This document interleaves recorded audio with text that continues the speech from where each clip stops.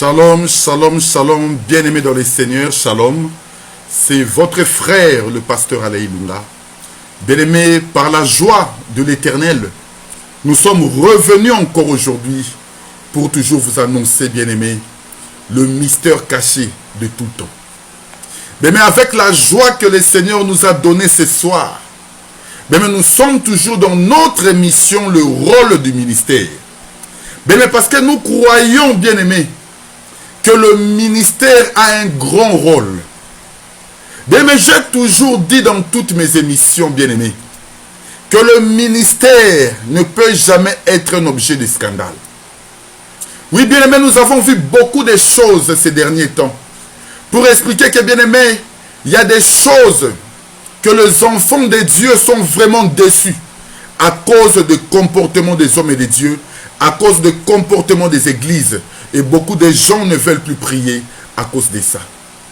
Bien-aimés, si nous nous élevons pas pour parler, bien-aimés, ça serait la mort qui est dans les pots.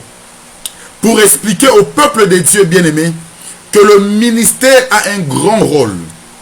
Le ministère a été établi pour la perfection et l'édification du peuple de Dieu. Bien-aimés, j'ai toujours dit ceci, qu'un ministre de Dieu, c'est d'abord quelqu'un qui a la crainte de la parole. Est-ce que vous comprenez cela? Mais un ministre de Dieu, c'est d'abord celui qui se conduit à l'obéissance à la parole. Mais parce que nous croyons une chose, que si tu es esclave, bien-aimé, tu ne peux pas aller libérer le peuple.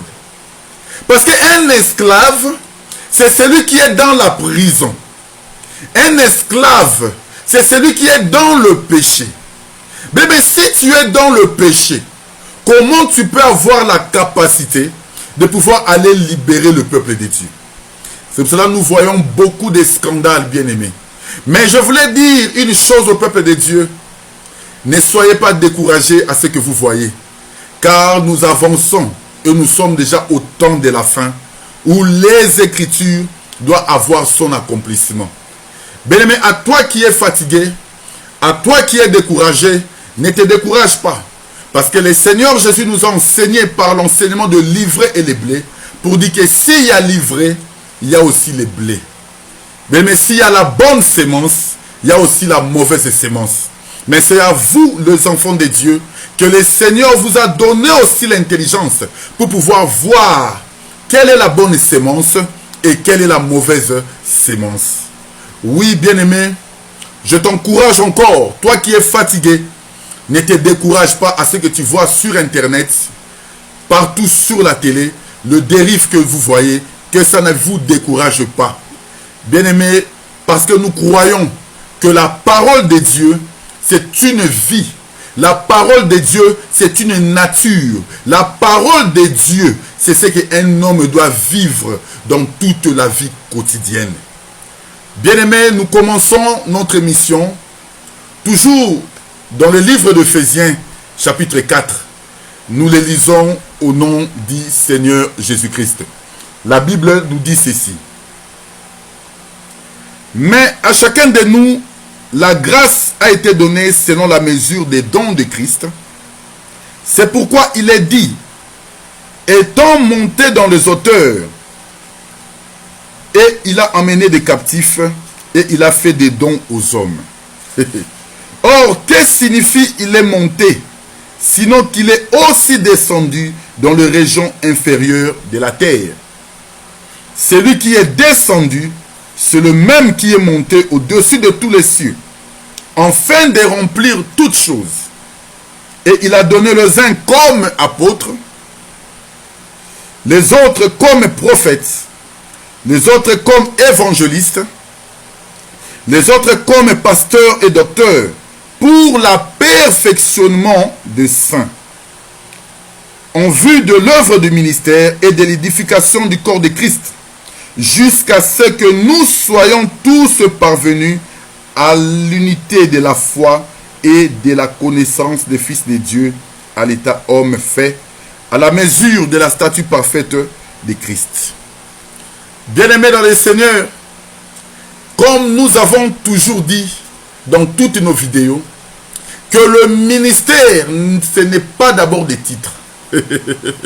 Comme nous voyons aujourd'hui, frère, si tu vois quelqu'un qui se dit déjà pasteur, écoutez, quelqu'un qui se dit déjà qu'il est apôtre, il se dit déjà que je suis docteur, mais lorsque tu l'appelles frère, écoutez, cet homme bien-aimé se fâche.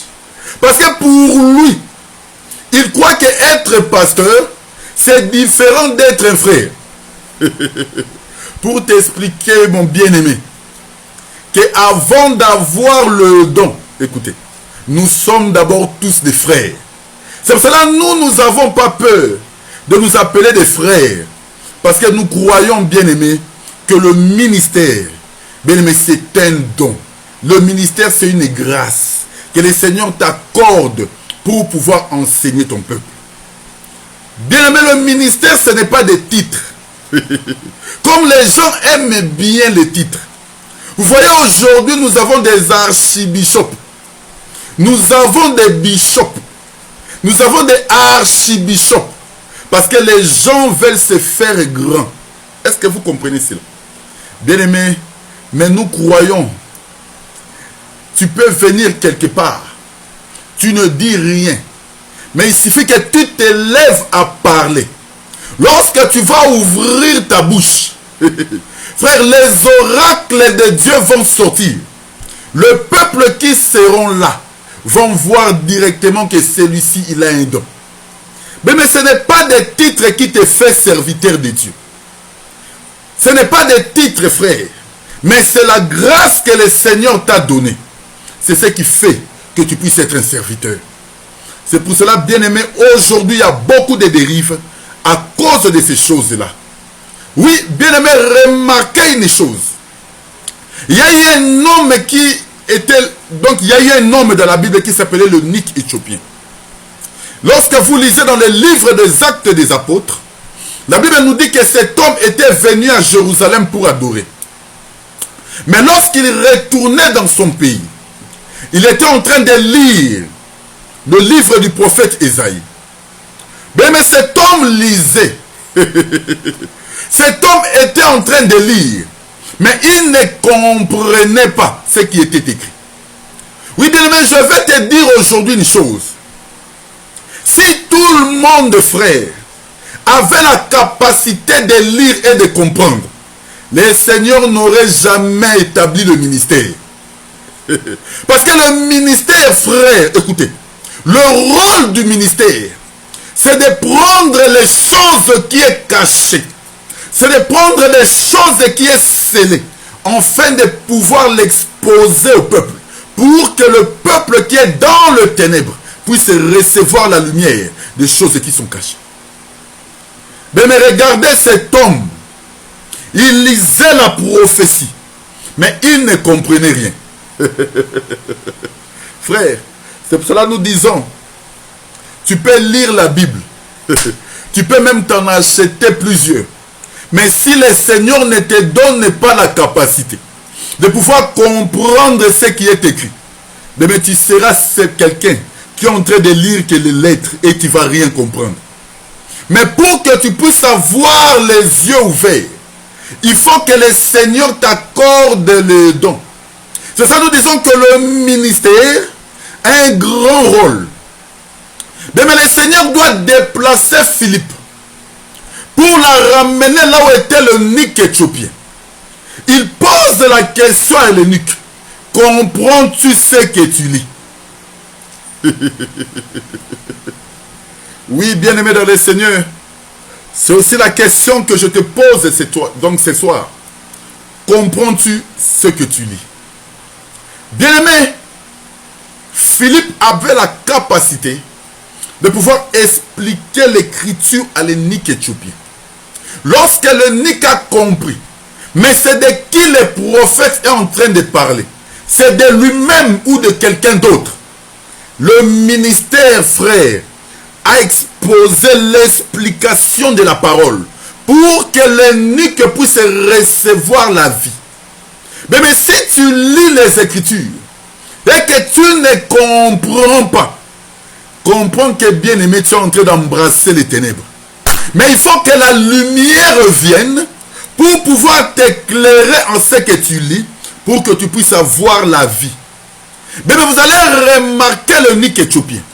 Lorsqu'il a compris le message, son cœur était touché. Il demande à Philippe, regarde les eaux. Est-ce que je peux aussi avoir le baptême? Oui, bien-aimé, lorsque la parole est prêchée dans toute sa vérité, lorsque la parole touche le cœur du peuple, bien-aimé, le peuple s'est converti et ils donnent leur vie au Seigneur Jésus-Christ. Oui, bien-aimé, c'est pour cela, lorsque le peuple de Dieu vienne dans l'église, c'est pour avoir la pensée de Dieu. Lorsque le peuple de Dieu vienne à l'église, c'est pour connaître le Seigneur. Lorsque le peuple de Dieu vienne à l'église, c'est pour que le ministère puisse leur montrer le chemin du royaume. Oh oui, bien-aimé. Tu ne peux pas donner la liberté au peuple si toi-même tu es encore esclave. Oui, bien-aimé, nous avons des prédicateurs. Nous avons des gens qui sont encore esclaves de la cupidité. Ils sont encore esclaves de l'impudicité. Ils sont encore esclaves, bien-aimés, de l'adultère. Ils sont encore esclaves, bien-aimés, du mensonge. Ils sont encore esclaves, bien-aimés, de toutes choses mauvaises. Mais comment toi qui es esclave, écoute, peux-tu avoir la capacité de pouvoir libérer quelqu'un? Il faut celui qui est libre, frère. C'est lui qui a la capacité de pouvoir donner la liberté.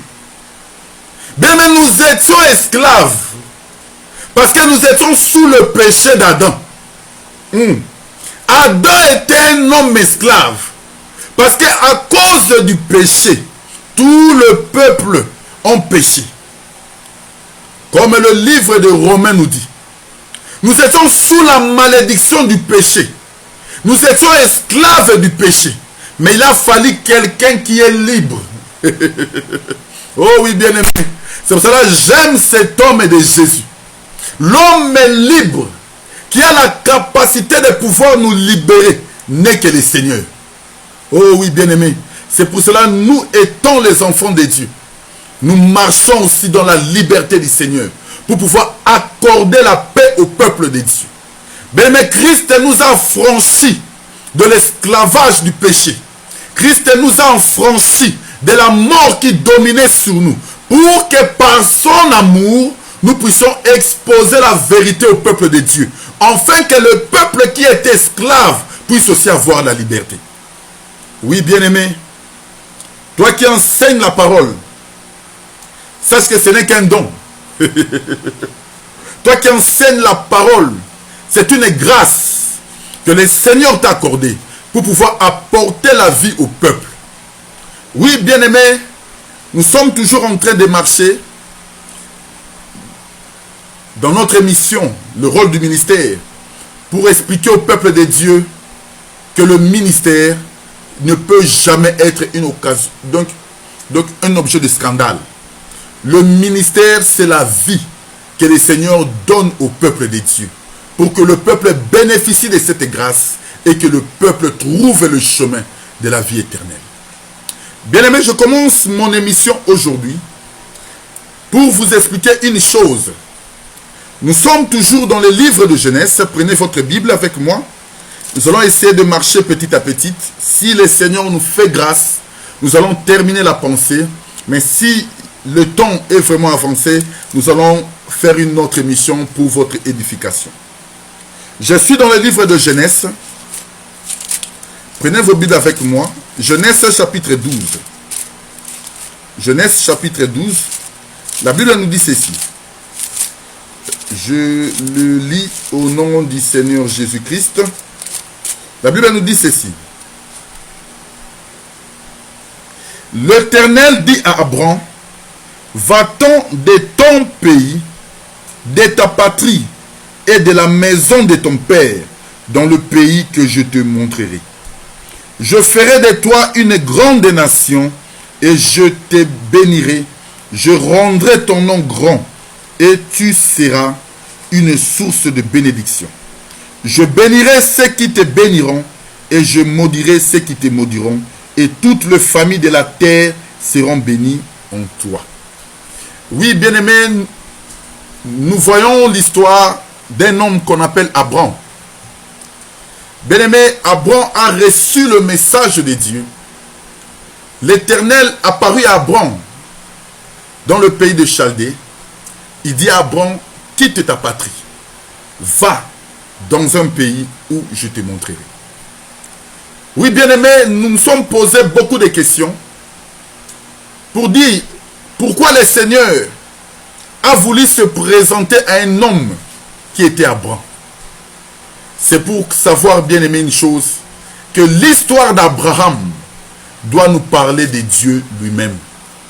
Parce que Dieu a voulu manifester sa grandeur. Dieu a voulu manifester sa grâce.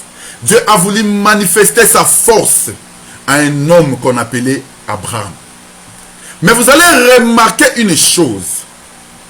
Pour que Dieu commence une marche avec Abraham, Dieu va demander d'abord à Abraham de pouvoir quitter sa patrie, quitter sa nation, quitter son pays, en fait qu'Abraham puisse aller dans une terre que le Seigneur lui donne. Et c'est là que le Seigneur prend toutes les promesses pour mettre dans la vie d'Abraham. Mais je voulais exhorter quelqu'un ce soir pour lui dire une chose.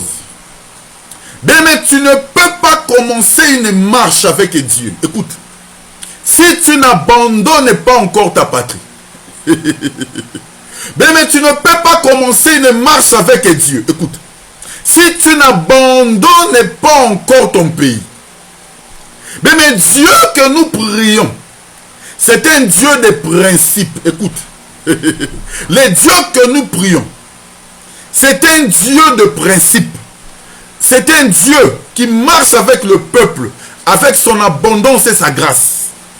Mais pour vivre maintenant la grâce de Dieu, pour vivre maintenant les promesses de Dieu dans ta vie, il faut que tu fasses la marche d'Abraham. Oui, bien-aimé, Abraham c'est un modèle que tout enfant de Dieu doit suivre. Mais si tu n'abandonnes pas ta patrie, il n'y aura jamais une marche avec Dieu. Oui, bien-aimé, ici je peux te dire que ton pays représente aussi ta vie. Que ton pays représente aussi à qui tu t'attaches ou à quoi tu t'attaches. Bien-aimé, que ton pays représente aussi la vie que tu mènes maintenant.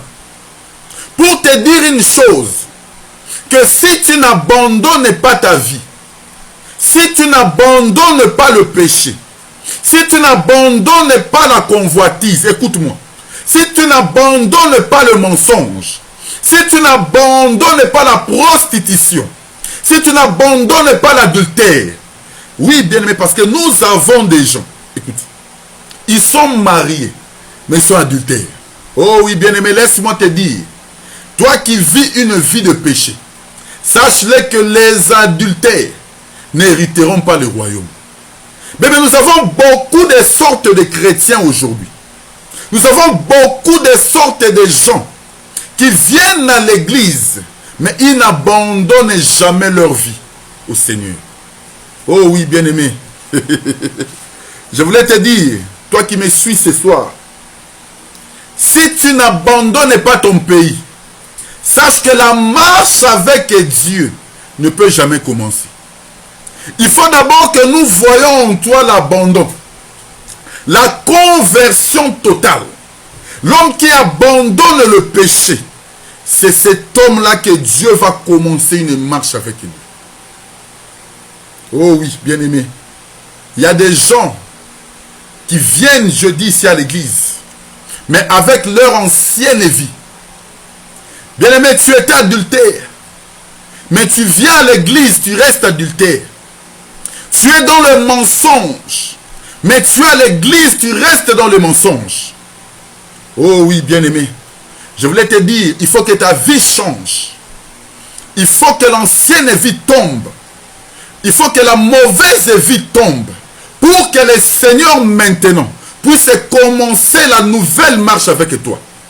Parce que Dieu, pour qu'il puisse manifester les promesses dans la vie d'Abraham, il demanda à cet homme d'Abraham de pouvoir quitter sa patrie. Bien-aimé, il faut quitter le pays. Abandonner le pays pour que le Seigneur te donne une terre nouvelle. Oh oui, bien-aimé, le Seigneur Jésus, lorsqu'il est venu sur la terre, c'est pour que tout enfant de Dieu puisse obtenir le royaume. Le but du Seigneur, c'est pour que toi, ma soeur, que tu ne puisses pas périr. C'est pour que toi, mon frère, que tu ne puisses pas périr, mais que la vie de Christ puisse se manifester en toi, afin que tu puisses vivre la grandeur de Dieu. Bien-aimé, il faut quitter le mensonge. Il faut abandonner la prostitution. Il faut abandonner le querelle. Il faut abandonner l'impudicité. Toutes ces choses, l'apôtre Paul nous dit, ceux qui commettent ces choses n'hériteront jamais le royaume.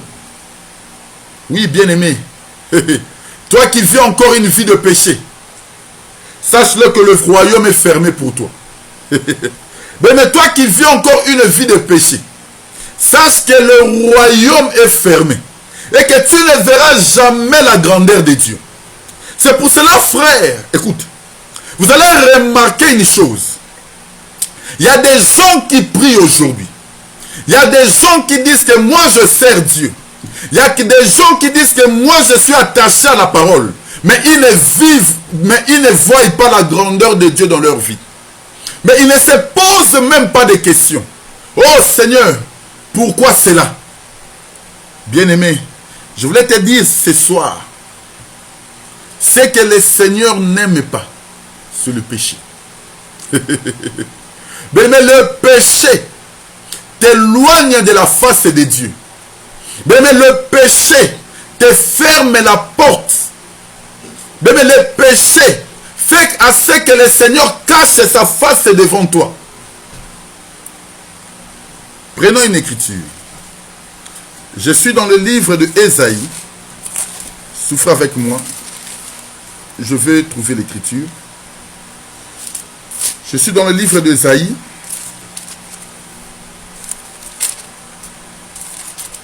Ésaïe 59. La Bible nous dit ceci. Non, la main de l'Éternel n'est pas trop courte pour sauver, ni son oreille trop dure pour entendre. Mais ce sont vos crimes qui mettent une séparation entre vous et votre Dieu. Ce sont vos péchés, écoutez, qui vous cachent sa face et l'empêchent de vous écouter.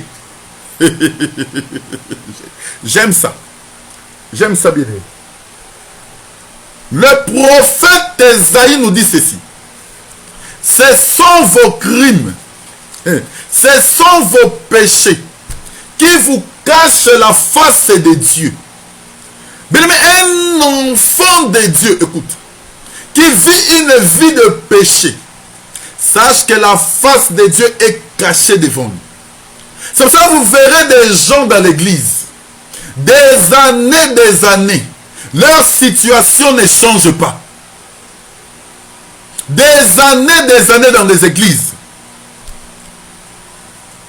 Mais leur vie ne change pas. Mais aujourd'hui, l'église de Dieu est remplie des impudiques. Aujourd'hui, l'église de Dieu est remplie de gens de mauvaise vie. La querelle remplit le cœur du peuple. Oh non, bien-aimé. L'église, c'est une source de bénédiction. Mais lorsque tu viens à l'église, écoute, il faut que ta vie puisse changer. C'est ça, nous avons dit que c'est ça même le rôle du ministère. De pouvoir enseigner le peuple de Dieu. afin que le péché qui demeurait en eux puisse tomber. Mais tu ne peux pas voir la grâce de Dieu. Écoute, tu ne peux pas voir la lumière. Tu ne peux pas voir la face de l'Éternel lorsque ta vie n'est pas encore conforme à Dieu. Est-ce que vous comprenez cela? Est-ce que vous me comprenez, bien-aimé? Il faut l'abandon. Il faut quitter le pays. Il faut quitter ta nature. Il faut quitter ton ancienne vie. Que ta vie change réellement. Que nous voyons en toi une nouvelle personne. Bien-aimé, il y a une chose que nous avons vraiment constatée. À l'église, nous voyons des chrétiens qui sont comme des caméléons. Mais un caméléon, écoute, c'est celui qui change de couleur. Lorsque tu es dans l'église, tu es chrétien. Lorsque tu es à l'église, tu es chrétienne. Mais lorsque tu sors de l'église, mais tu deviens yanké. Est-ce que vous comprenez cela? Un coureur de jupons. Lorsque tu sors de l'église, tu deviens un frappeur de monnaie. Comme aujourd'hui, il n'y a plus la honte. Tu verras quelqu'un se glorifier. Nana salaka kop. Ceux qui ont tout kop ni no salaka. Ok, nganenge nazabo na mugros. Bien aimé, ce qui était mauvais, ce qui est mauvais aux yeux des gens, aujourd'hui, les gens l'agréent et se glorifient de ces choses. Tu es à l'église, écoute, tu chantes, tu loues Dieu, tu sers Dieu. Mais lorsque tu sors, tu rentres dans ta voiture, tu mets Kofi Olomide. Un caméléon tout fait. Est-ce que vous comprenez? Mais c'est pour cela que vous voyez que vous demandez à Dieu. Vous priez. La chose ne se manifeste pas dans vos vies. Parce que vous vivez une vie mauvaise.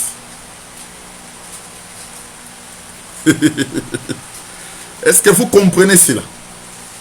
Bien-aimé, tu es à l'église et tu pries. Tu chantes. Mais lorsque tu sors, tu vas rencontrer une femme à côté. Toi qui es marié. Est-ce que vous comprenez? Et tu viens, tu demandes à Dieu. Dieu ne t'agrée pas. Ce sont vos crimes.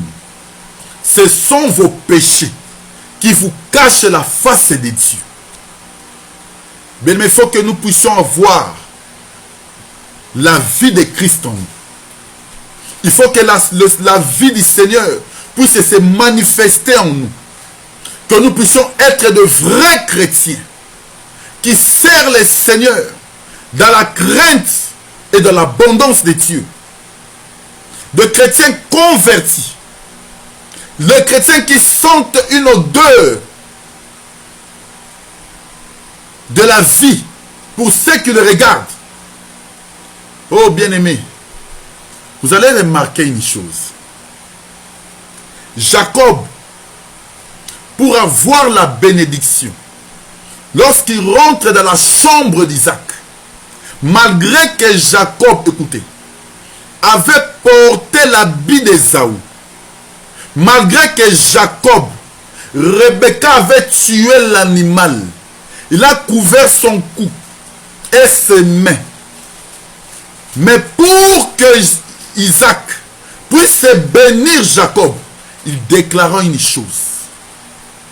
Mon fils approche. Je vais sentir l'odeur. Bien-aimé, l'odeur, elle est très importante.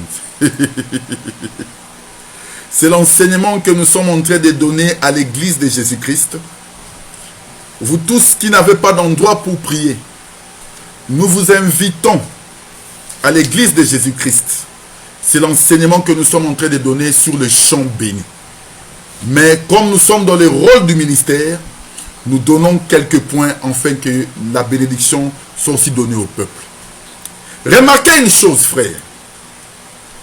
Isaac déclara une chose. Il dit que l'odeur de mon fils est comme un champ béni de l'Éternel. Oh, j'aime ça, frère. Mais aujourd'hui, tu vas voir à l'église, écoutez, il y a des gens qui courent pour la bénédiction. Il y a des gens qui courent pour le matériel. Il y a les gens qui courent pour le mariage. Il y a les gens qui courent pour les enfants. Écoutez-moi bien. Mais la bénédiction, c'est d'abord un homme. C'est ce qu'Isaac a déclaré. Et que l'odeur de mon fils est comme un champ béni de l'Éternel. C'est que l'odeur d'Ésaü est un champ béni. Oh, écoutez. C'est que pour avoir la bénédiction, frère, il faut que tu puisses d'abord embrasser cet homme. J'aime ça. Pour avoir la bénédiction, frère, il faut que cet homme puisse se retrouver en toi. Mais vous venez à l'église, tu cherches la bénédiction, mais tu ne cherches pas l'homme qui donne la bénédiction. C'est tout un problème. Mais il y a des gens qui viennent seulement pour le mariage. Oui, frère, je vais t'informer, je vais peut-être te scandaliser. Jésus n'est pas d'abord mort pour que toi tu puisses avoir le mariage. Est-ce que vous comprenez? Jésus n'est pas monté à la croix pour que toi tu puisses avoir le mariage. Jésus est mort pour le péché, afin que toi qui étais mort au péché, tu puisses recevoir la vie. Cela veut dire que lorsque tu t'approches de Dieu, tu dois d'abord t'approcher avec un cœur, afin que ta vie puisse changer. Lorsque ta vie change, et que tu donnes ta vie au Seigneur Jésus, et que le Seigneur Jésus devient ta priorité, écoutez, le Seigneur Jésus devient au centre de ta vie. Le Seigneur Jésus devient au centre de ton entreprise. Le Seigneur Jésus devient au centre de ta maison. C'est là que tu peux obtenir toutes les choses. Est-ce que vous comprenez cela? Bien-aimé, toi qui viens seulement pour le mariage, je vais t'aider à comprendre une chose. Que l'homme que nous te présentons, Jésus, écoutez, en lui il y a le mariage. Mais il faut d'abord que ta vie soit changée. Il faut d'abord que ta vie soit convertie. Il faut d'abord que ta vie soit donnée au Seigneur. C'est là que tu obtiendras le mariage comme le Matabisi. Bien aimé, vous savez, nous qui avons vécu au Congo, pour bien marcher, comme nous qui étions au Congo, j'étudiais à la zone de Kinshasa, je quittais Ngiringiri pour aller peut-être aux zones de Kinshasa. Mais il fallait que nous puissions faire les lignes 11. Je crois que tous les chrétiens ou tous les Congolais ils savent les lignes 11. Ça veut dire que pour bien faire les lignes 11, il fallait avoir les Dakar. Je crois que vous connaissez les Dakar, ce sont des arachides. Ça veut dire que lorsque tu t'achètes les arachides, tu peux bien marcher jusqu'à ta destination. Mais remarquez une chose. Cela veut dire, il y avait toujours des mamans qui vendaient ces choses à côté, au marché ou partout. Ça veut dire que tu ne pouvais pas demander les matabis si tu n'achètes pas encore les arachides. Ça veut dire que tu ne peux pas venir chez la maman qui vend les arachides. Tu lui dis, maman, donne-moi les matabis. Il ne te donnera pas. Est-ce que vous comprenez cela? Il ne te donnera pas. Cela veut dire que pour que cette mère puisse te donner les matabis, il faut d'abord que tu puisses acheter les arachides. Très important. C'est que lorsque tu t'achètes les arachides, c'est là qu'après, tu auras la capacité de pouvoir demander les matabis si la maman ne te donne pas. Tu verras que lorsque tu demandes, avec la joie que tu as achetée, la maman doit prendre les matabis et te donne. J'aime ça. C'est pour cela, bien-aimé, le Seigneur Jésus répond: recherchez premièrement le royaume et la justice de Dieu, et toutes les choses vous seront données par-dessus. Mais toi qui viens pour chercher le mariage, écoutez, tu n'as jamais encore acheté. Parce que je t'informe que le royaume s'achète. Ça veut dire que tu achètes d'abord le royaume. Comment tu achètes ce royaume? Tu l'achètes par la conversion. Écoutez, c'est-à-dire que lorsque tu t'es converti au Seigneur, c'est le royaume que tu as acheté. C'est-à-dire que lorsque tu achètes le royaume, tu deviens propriétaire du royaume. C'est là que tu auras maintenant la capacité de pouvoir demander le mariage. Est-ce que vous comprenez? Mais si tu manques des enfants, d'abord achète le royaume. Écoute frère, les enfants te seront donnés comme les matabis. Je voulais dire à quelqu'un cet après-midi, si tu as des difficultés et que les choses ne marchent pas dans ta vie, pour avoir la guérison de ta vie, il faut d'abord que le royaume soit en toi.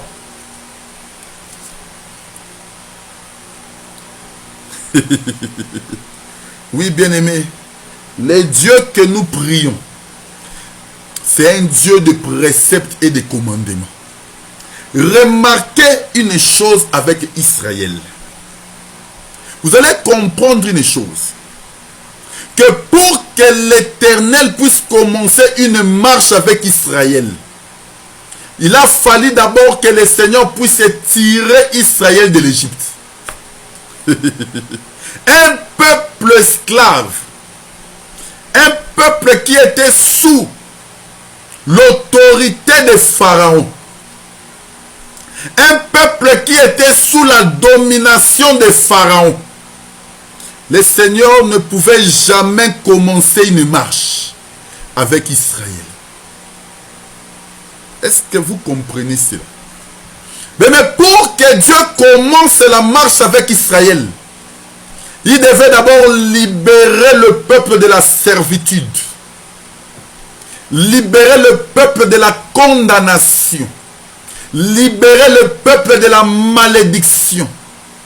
Pour pouvoir marcher maintenant avec le peuple. Oui, bien-aimé. C'est là que nous te disons. Lorsque tu es encore en Égypte, sache-le que tu es encore un peuple esclave. Un peuple qui est encore dominé par Pharaon. C'est que l'ordre que tu reçois en Égypte, écoute-moi bien frère. L'ordre que tu reçois en Égypte, c'est lui qui donne l'ordre, c'est Pharaon. C'est que Pharaon te donne les ordres, tu l'exécutes. Parce que Pharaon domine encore sur toi. Je te dis que Pharaon ici représente les diables. Pharaon ici en Égypte représente aussi le monde qui est dominé par Satan.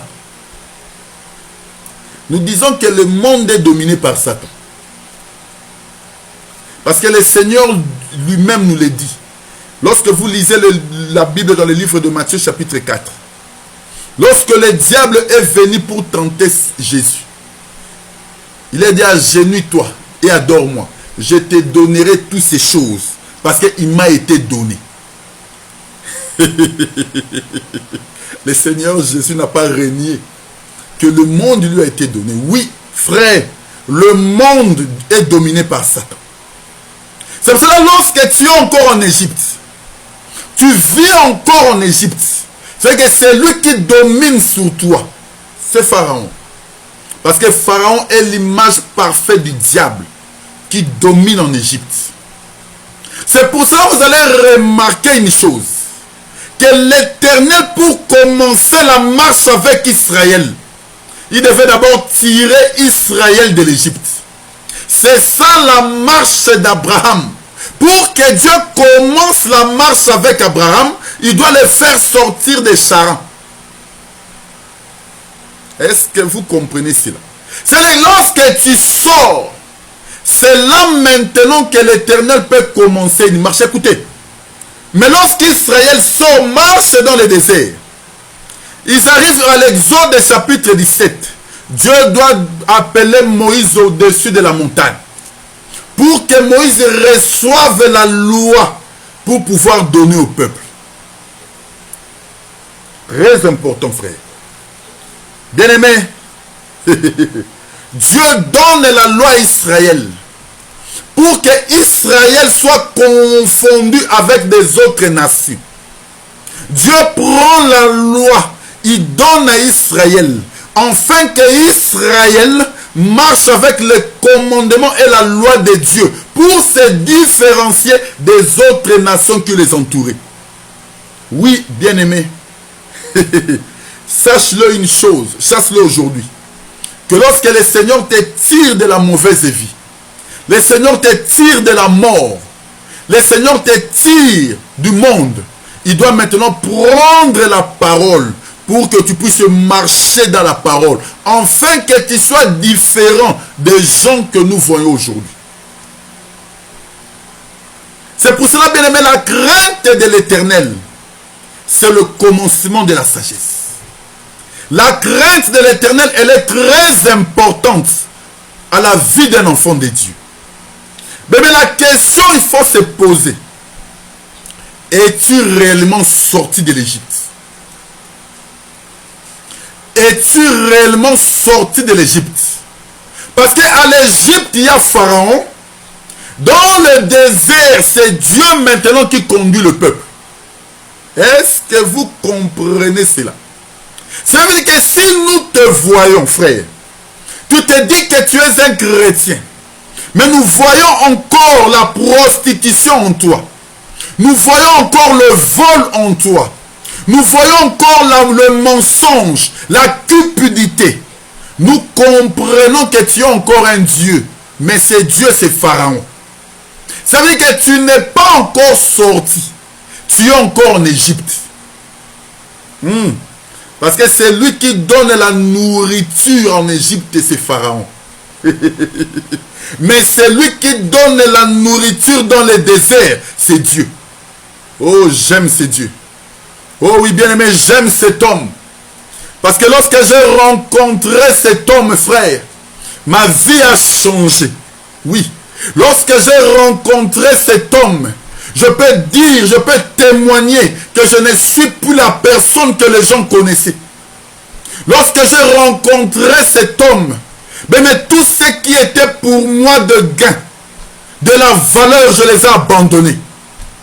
Parce que notre bien-aimé Paul, le jour où il a rencontré le Seigneur, écoutez, Paul a vu une grande lumière qui surpassait même le soleil. Mais la lumière doit frapper Paul, afin que Paul tombe. Mais nous comprenons que c'était la conversion immédiate. Or, la seule lumière qui peut surpasser le soleil n'est que la lumière du premier jour. Mais lorsque tu rencontres cette lumière, il faut que ta vie change. Lorsque tu rencontres cette lumière, il faut que la mauvaise vie tombe. Lorsque tu rencontres cette lumière, il faut que tout ce qui était pour toi de la valeur tombe. Oui, bien aimé. C'est pour ça que vous allez remarquer que dans le livre de Genèse, pour que la terre soit tirée des eaux, il a fallu que la lumière du premier jour vienne éclairer dans la profondeur de l'abîme, afin que la terre qui était entourée de ténèbres puisse sortir. Mais si la lumière ne vient pas, écoutez, il est difficile à un homme de pouvoir abandonner le péché. C'est pour cela aujourd'hui vous allez voir même des prédicateurs. Ils prêchent la parole, mais il a encore la mauvaise vie en lui. La haine habite encore en lui. Mais il prêche la prédication. Un prédicateur éloquent. Lorsqu'il parle de merveille. Mais en lui, la haine est encore en lui. Nous comprenons que cet homme n'a pas encore rencontré la lumière. Frère, parce que la lumière doit te débarrasser du péché. La lumière doit enlever les ténèbres en toi. La lumière doit enlever la mauvaise vie en toi. Parce que, bien-aimé, si le ténèbre ne tombe pas, tu ne seras jamais agréable devant Dieu. Est-ce que vous comprenez cela? C'est pour cela que l'apôtre Paul a déclaré quelque chose de très important. Ce qui était pour moi de la valeur, je les ai regardés comme de la boue pour gagner Christ. Oh oui, bien-aimé. Qu'est-ce qui te retient encore aujourd'hui? Quelle est la vie qui te retient encore? Quelle est la valeur que tu donnes encore à ce que tu crois? Sache-le que si tu ne l'abandonnes pas, tu ne pourras jamais avoir Christ. C'est pour cela, bien-aimé, le message que nous t'annonçons ce soir, c'est la séparation. Quitte ta patrie. Abandonne ta patrie. Afin que tu puisses marcher selon la loi de Dieu. Abandonne la mauvaise vie. Afin que le Seigneur puisse commencer une marche avec toi. Oui, bien-aimé, nous voulons partir. Écoutez. Nous voulons aller au ciel. Mais toi, tu n'es pas encore converti. Tu nous bloques. Parce que nous sommes fatigués de ce monde. Nous sommes fatigués du travail. Nous sommes fatigués de tout ce que nous voyons. Nous voulons partir. Mais il faut que toi, tu puisses te convertir. Afin que tous ensemble, nous puissions monter vers le Seigneur dans les airs. À la rencontre de notre mari. Oui, bien-aimé. Je voulais te dire aujourd'hui. Toi qui vis encore une vie de mensonge. Jésus revient bientôt. Toi qui écoutes encore ce message. Sache-le que l'heure est avancée. Oui, bien-aimé. Si le Seigneur vient aujourd'hui. Crois-tu réellement que tu vas aller au ciel? Regarde un peu ta vie. Regarde un peu la façon dont tu te conduis. Regarde un peu la façon dont tu vis. Si le Seigneur Jésus revient aujourd'hui, crois-tu réellement que tu iras en enlèvement?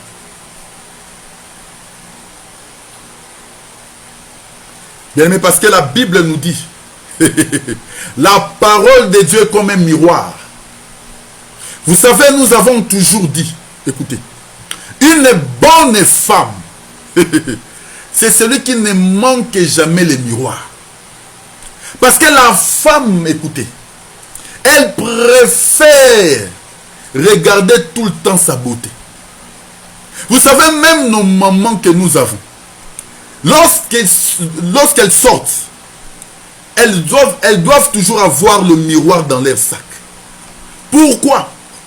Parce que le miroir leur sert de pouvoir regarder tout le temps son visage.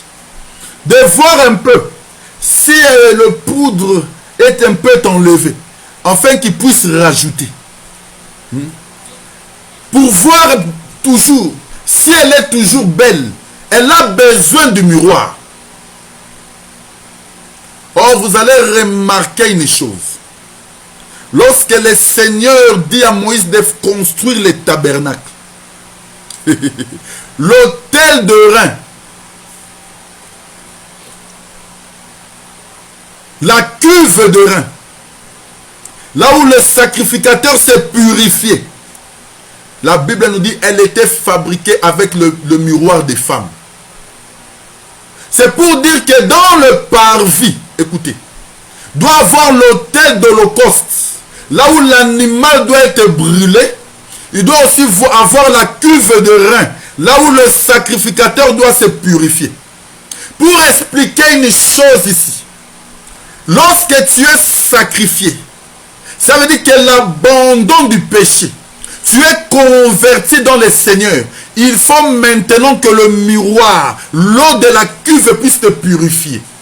Ça veut dire que l'eau qui était dans la cuve de rêve n'est rien d'autre que la parole. C'est la parole qui te sert à pouvoir regarder ton visage, à pouvoir regarder ta vie, à pouvoir regarder ta marche, si tu es réellement conforme au Seigneur. C'est pour cela, bien-aimé, il faut avoir le miroir. Le miroir te permet de te regarder tous les jours, afin de voir si tu as des boutons. Est-ce que vous comprenez? Pour pouvoir te purifier encore davantage, afin que tu sois toujours agréable devant le Seigneur.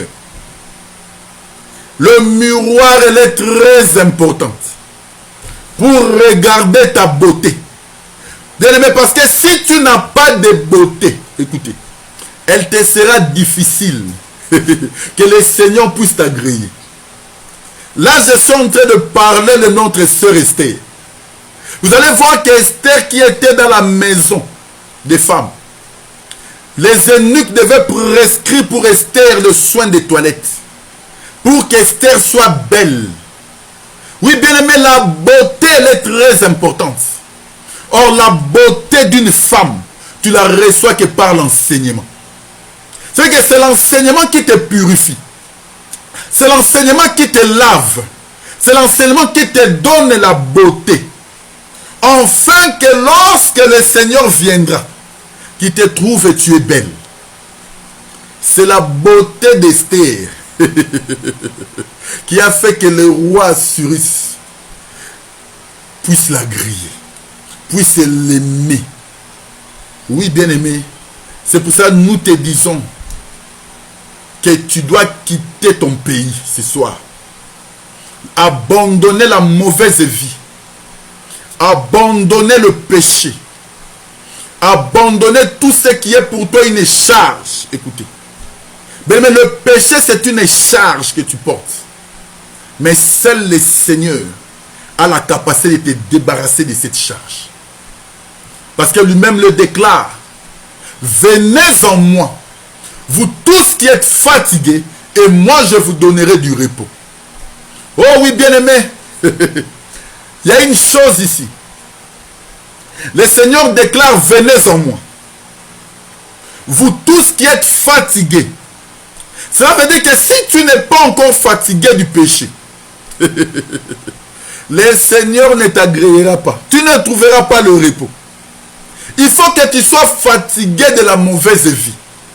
Il faut que tu sois fatigué, bien-aimé, du mensonge. Pour que le Seigneur puisse t'accorder le repos. Oui, bien-aimé, c'est pour cela ce soir, je suis revenu dans le rôle du ministère pour te dire, tu dois quitter ton pays, tu dois abandonner ton pays pour que le Seigneur puisse prendre toutes les promesses afin que ces promesses puissent se réaliser dans ta vie. Tu dois quitter l'Égypte afin que tu puisses marcher dans le désert. Parce que c'est dans le désert que le Seigneur nourrit le peuple. Mais dans le désert, c'est Dieu qui donne le pain. Écoutez. Mais vous allez remarquer une chose, nous allons atterrir ici. Que pour que le peuple d'Israël puisse ramasser la manne qui tombait, ils devaient quitter leur tente. Très important. Parce que la manne, frère, ne tombait pas dans les tentes des enfants d'Israël. La manne tombait hors du camp. C'est-à-dire que pour qu'Israël ramasse le pain qui était tombé, ils devaient quitter leur tente, sortir dehors et ramasser le pain. C'est pour cela, aujourd'hui, frère, je t'invite à abandonner ta tente, afin que tu sors hors du camp pour ramasser le pain qui est tombé. Quitte ta tente, quitte la mauvaise vie, abandonne la mauvaise vie, afin que tu reçoives le véritable pain qui tombe, le Seigneur qui est notre Seigneur Jésus. Or, le Seigneur Jésus, c'est lui qui est l'enseignement, c'est lui qui est la parole qui donne la vie éternelle. Oui, bien-aimés, nous atterrissons par ce message que le Seigneur nous a donné pour que le peuple de Dieu puisse revenir dans sa présence. C'est votre pasteur, le frère Alain Ilunga. Nous sommes l'église de Jésus-Christ de Bruxelles. Nous sommes sur l'avenue Yann Thibostrat, numéro 21, à 1731 As-Zelik. Nous sommes tout juste vers la gare de Berkem-Sainte-Agathe. 1 minute de marche, vous êtes à l'église. Tout celui qui veut nous visiter, vous êtes la bienvenue par la grâce du Seigneur. Notre contact, mon numéro de téléphone, c'est le 0032 488 617 824. 0032 488 617 824. Bien-aimés, nous allons atterrir par la prière, afin que le Seigneur, que ce message soit encore une nourriture que vous allez ramasser cet après-midi. Que cette parole vous donne encore du réconfort. Que cette parole te donne encore l'abondance. Toi qui étais fatigué, toi qui étais découragé, toi qui étais dans les angoisses, toi qui étais dans la perdition, que tu puisses retourner encore au pied du Seigneur. Et que cette parole qui est sortie ce soir te donne encore la vie, afin que tu puisses croire encore à la parole, afin que le Seigneur soit encore ton chemin, afin que le Seigneur soit encore ton abri et ta réussite. Père de gloire, nous te disons merci pour ce moment parce que tu es Dieu, Seigneur. J'abandonne ce peuple entre tes mains, Papa. Le peuple qui nous ont suivis ce soir dans cette émission, dans le petit message que tu nous as donné, Yahweh, je les abandonne entre tes mains. Laisse que la nourriture qui est sortie ce soir donne la vie à leur âme, Seigneur, qui s'attache encore à ta parole. Yahweh, je le bénis. Yahweh, je laisse que, Seigneur, que ta grandeur, Yahweh, se manifeste encore dans leur vie, qu'ils puissent voir encore ta main puissante, Yahweh, puisqu'ils puissent croire que tu es le Dieu que nous servons, le Dieu grand et redoutable, Seigneur. Je le bénis, Seigneur, au nom de notre Seigneur Jésus-Christ. J'ai ainsi prié. Amen. Que les Seigneurs vous bénissent abondamment. Merci. À la prochaine.